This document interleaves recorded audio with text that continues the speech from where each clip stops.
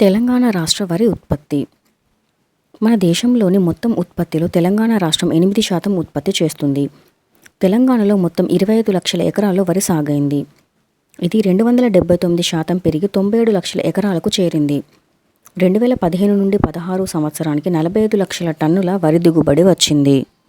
ఇది 342% పెరిగి 2021 నుండి 2022 నాటికి 202.18 లక్షల టన్నులకు చేరుకుంది.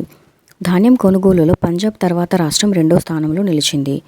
119.5 లక్షల మెట్రిక్ టన్నుల ధాన్యాన్ని ఫుడ్ కార్పొరేషన్ ఆఫ్ ఇండియాకు కొనుగోలు చేసింది. దీనికి సంబంధించిన additional information. Food corporation of India food corporation act 1964 ప్రకారం దీన్ని ప్రారంభించారు. రైతులకు గిట్టుబాటు ధర కల్పించడమే దీని లక్ష్యం. ఇది ప్రధానంగా మన దేశంలో ఆహార భద్రతను లక్ష్యంగా పెట్టుకుంది.